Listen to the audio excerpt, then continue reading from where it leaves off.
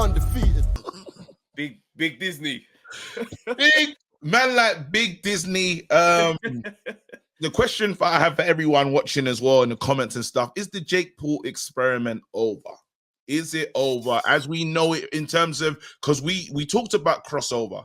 There was a fighter that had every intention in being a legitimate fighter. I'm talking WBC, climbing up the ranks, looking like the guy, you know.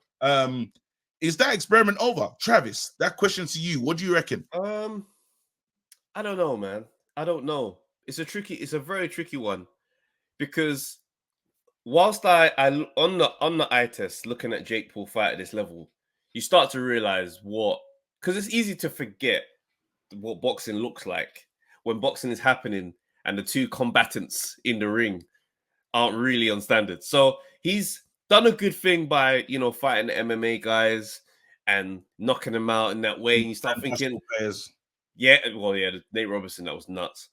But you look at it and you start to think, I mean, you go to an early boxer's career, at an early stage, and you look at the guys he's fighting, and the journeyman level sometimes can be crazy, because you get different level of journeyman as well. You get some journeymen who come in, they take the first shot, and they just done straight down to the canvas. And then you get some guys that for the 4 rounds or the 6 rounds, you're not really laying a big glove on him, but you're getting closer.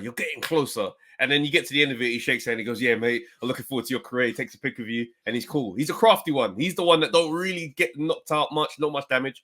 And you learn, and these are all learning fights. So when a fighter's on that journey, you don't know how good he is. Now, Jake Paul's created his own version of that by taking big names of the MMA world and bringing them over there, knocking them out. Fair enough, they're a lot older. Some past their sell-by date. Anderson Silva was deep in his 40s. Like, with those wins on your resume, you start thinking, well, I still don't know much more, but there's a great highlight reel attached to it. Mm-hmm. And it was a big night. So a lot of things were playing in that. For me, I don't necessarily feel like it's over, but I also I never took him seriously on his word of, I want to progress to a Canelo. I never took that journey seriously. I looked at a man who was caught in attention. Do you see what I'm saying? Mm. And then the handpicking of Tommy Fury as your opponent, I felt like that was very smart, because you look at Tommy's career and you could easily say there's a case to be built for him not being serious about boxing. He might be the name to get. He's a Fury. It's big excitement. It makes sense. So, I can understand what led to this point. Do I think it's over? No, because YouTube boxing is still in its own lane. He's just operating as a... Talking about YouTube boxing, though. That's the thing. So just to piggyback off some of your thoughts and stuff, I saw something and I was like, nah, you're not here for boxing. I saw the video of him in the car, right? And he's like, the face you make when you make 30 million. And I said to myself, well, because when you're sad, but you also make 30 million. You make 30 million. And I get what the message was. I get what the thingy was, but there is a deeper message behind it. It's like, bro, end of the day, and I get all fighters in it for the money, but then you haven't got enough drive in you to force you to go and going to the world, they're forcing you, like what other fighters have used to become great. You're not gonna have that. You're never gonna like that thing, because you should just be better. We know you. I don't know. This just have to take that I felt. This is just how I felt about it. We know you, like 30 million is a lot of money, bro. You see them when boxers say, a lot of boxers say, I couldn't get up for this fight because of so and so and so. I needed an extra reason, this, that, and the other.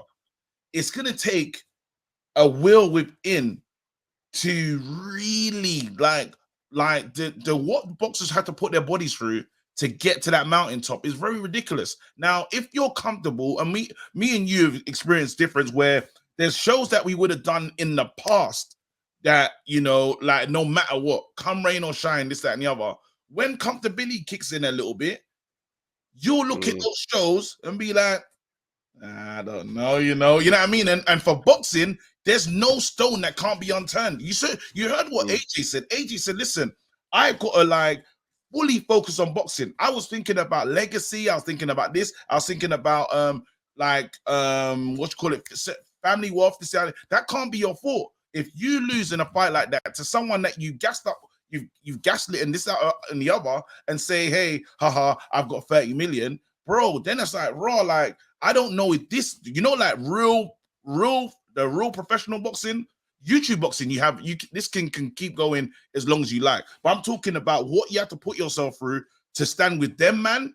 I don't believe, because there's the ingredient for all See, of that like, to be great is you need to, and that's what I'm talking about. I do hear you. I do hear that, but also you have to remember that this is facade and image that we're dealing with. So it's hard to take that as this is the deep root truth, because a man like Jake Paul, like True Geordie, when he was on that thing, made a good point. He goes, "There's some people that you look at and you say, okay, by judging you by how well you do that thing, I imagine that you're gonna do everything like that, right?" And he's talking about the level of his vlogs on YouTube when he first started out versus the dedication to what boxing looks like. We have seen a very consistent growth with Jake Paul in his boxing, right? He's not going to ever beat Canelo. Like, there's levels of sport and dedication that takes a lifetime to build up to. To feel like you can get there might just be a mark on how he sees the world. I can do anything. Remember, this man started off doing video and now he's doing pay-per-view boxing. His view of what's possible is greater than the common person, right? And that's what I admire about these YouTuber guys as well. I admire to look at how his behavior has been after the fight and say, "No, judging by that, you're not serious." I disagree heavily. Oh, no. So then, but then I wouldn't just say that though.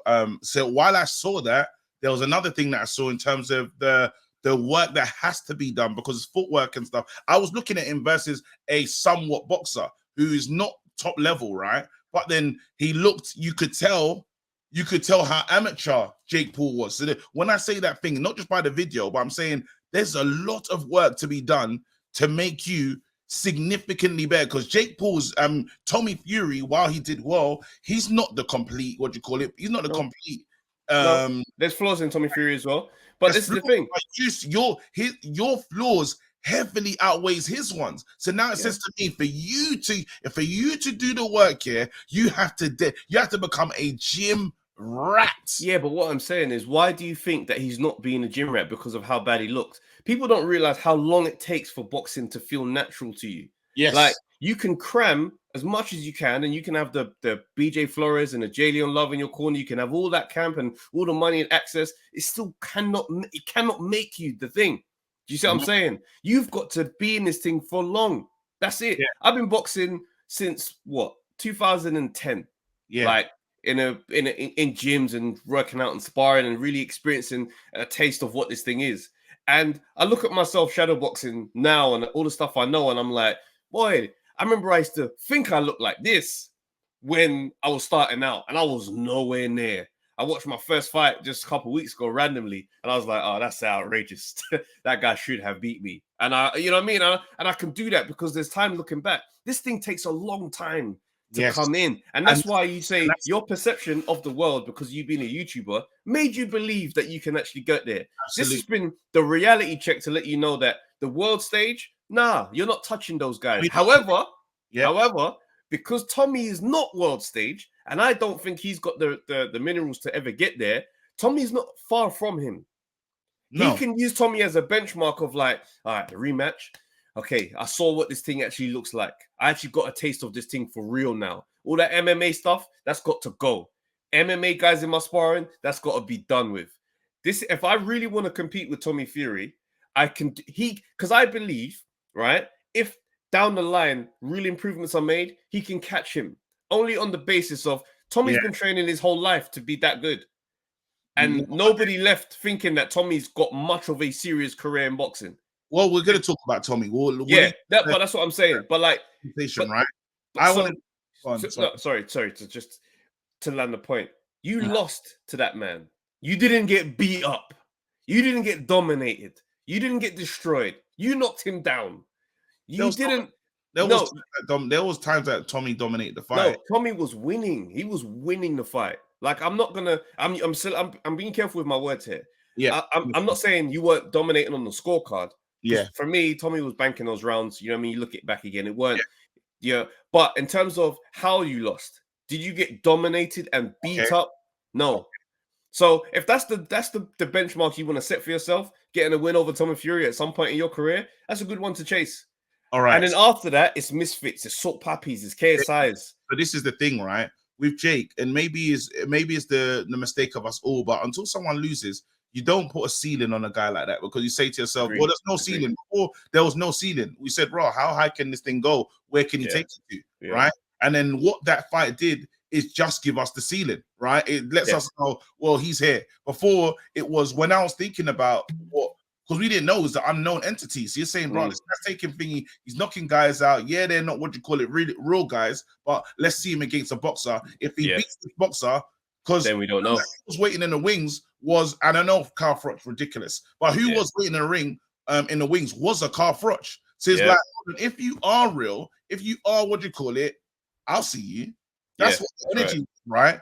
Now, all of a sudden, listen, the ceiling that we're putting on that is maybe you can get sick to beat Tommy, but after that, stage exit left, and Misfits is your lane right now. Before, we didn't say that. It was, let's see how far this kid can take it. So let's imagine what the evolution of this YouTube thing is, right? Yeah, because it could become a part of the process of the new landscape of boxing, where a Tommy Fury is, because Tommy Fury, I generally feel like Tommy Fury might be best for him to stay in that market rather than try and make your way up to the lanes of Yard and Beterbiev and becoming that. I don't see that for him. May prove me wrong, may not. But as far as someone who's, remember, he's like gone into Love Island, he's making real money. Do you know what I mean? He's in a good situation as a name. He's celebrity. He's got his own brand, and he said he made his own name as in that world. And it's like, all right, you know what? I say you go over there, go fight your KSI. Let Salt Puppy come up and let him try you, and you'll rule this YouTube misfit era, and you'll make peas. Idris Virgo's over there. Boxers of a certain level are going over to these spaces, and now we'll see like the storylines leading up to the fight, make the fight. Look at that story of you left Molly May and Bambi's over there, and you've dedicated, bro. But there was a story for Tommy Fury set up, and this is the stuff that we say creates the investment for like the real boxing. Well, let's go into the. Well, I just want to close that Jake Paul conversation again. Yeah, if you feel that it's the end of the road for Jake Paul in terms of in real professional boxing, like not misfits, the real professional boxing. Feel, you know what? Maybe it's the end of the road. The point that I was making is, I think he's just got too much money. He's too comfortable to turn over every stone to be trying to see the real man them in that division, right? But I still believe there's a real role for him in the in this misfit thing. If you just let us know what you think. Let's do another one. Yo, people, thanks for watching the Undefeated podcast. Make sure you like, subscribe, share, leave a comment, and all that good stuff, man. This is the place to be.